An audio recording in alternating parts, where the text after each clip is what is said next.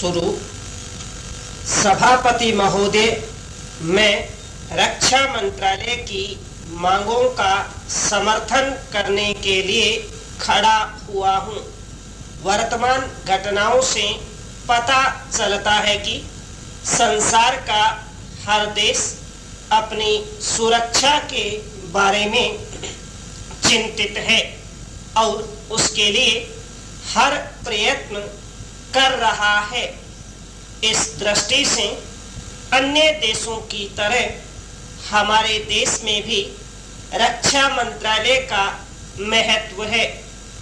मुझे इस बात की खुशी है कि जहां अन्य मंत्रालयों की उनके पिछले साल के कामों के बारे में काफी आलोचना हुई है, वहां इस मंत्रालय की कम आलोचना हुई है। इससे पता चलता है कि इस मंत्रालय ने पिछले साल अच्छा काम किया। मोटे तौर पर किसी भी देश की सुरक्षा नीति का लक्ष्य यह होता है कि दूसरे देशों, खास तौर से पड़ोसी देशों के साथ मित्रता के संबंध स्थापित हों और हम एक दूसरे के मामलों में हस्तक्षेप न करें। लेकिन उसके साथ यह भी जरूरी होता है कि हम अपने देश की सीमाओं और अखंडता की रक्षा करें। इसलिए हमारे देश का यह कर्तव्य हो जाता है कि हम अपने पड़ोसियों के कार्यों पर पूरी नजर रखें, क्योंकि आज तक हमारे देश पर जो संकट आए वे हमारे पड़ोसियों से आए हैं। 1966 में पाकिस्तान के साथ जो लड़ाई हुई और उसके बाद ताशकंद में जो समझौता हुआ वह सिर्फ कागज पर ही रहा। पाकिस्तान ने उस पर कोई अमल नहीं किया। इस दृष्टि से बहुत जरूरी है कि हम अपने देश की सुरक्षा की हर तरह से व्यवस्था करें। हमारा उद्देश्य दूसरों पर आक्रमण करना नहीं है, लेकिन यदि हम पर कोई आक्रमण करे तो हम में इतनी शक्ति अवश्य होनी चाहिए कि हम उसका डटकर मुकाबला कर सकें। पर आप जानते हैं कि पिछले दिनों पाकिस्तान को अमेरिका और चीन से काफी मदद मिली है। रक्षा मंत्रालय की रिपोर्ट में भी कहा गया है कि पिछले साल अमेरिका ने पाकिस्तान को 1500 करोड़ रुपए की फौजी सहायता दी है।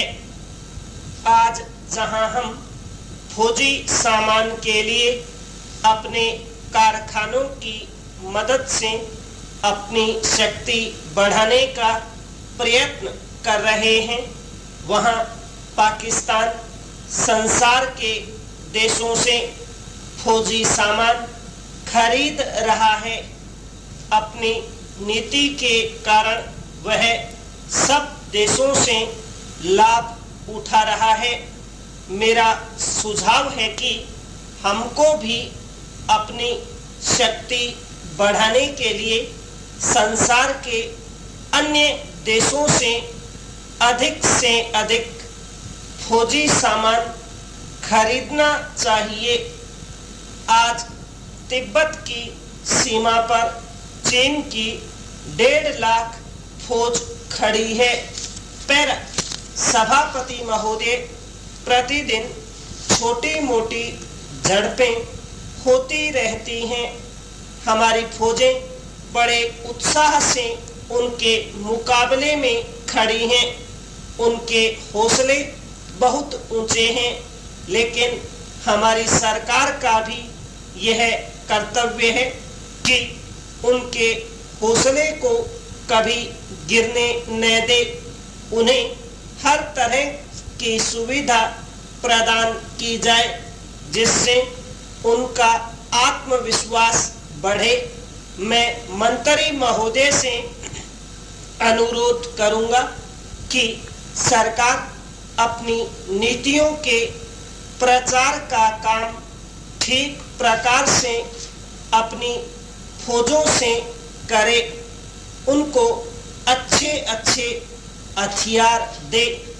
अनुसूचित जातियों और आदिवासी जातियों के आयुक्त ने जो अपना प्रतिवेदन प्रस्तुत किया है, उस प्रतिवेदन को देखने से यह प्रतीत होता है कि इसको तैयार करने में उन्होंने बहुत परिश्रम से कार्य किया है।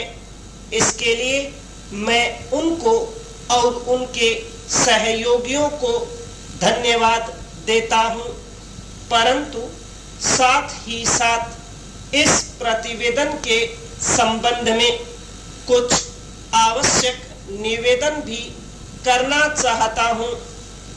पहली बात तो यह है कि इस प्रतिवेदन को देखने से ऐसा प्रतीत होता है कि इन कार्यों के लिए जिस धन का उपयोग होता है वह 3 साधनों से उपलब्ध होता है।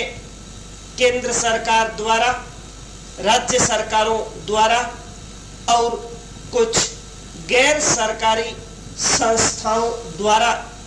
प्रतिवेदन के अनुसार जितना धन इन कार्यों पर व्यय करने के लिए दिया जाता है, उतना धन पूरी तरह से व्यय नहीं हो पाता।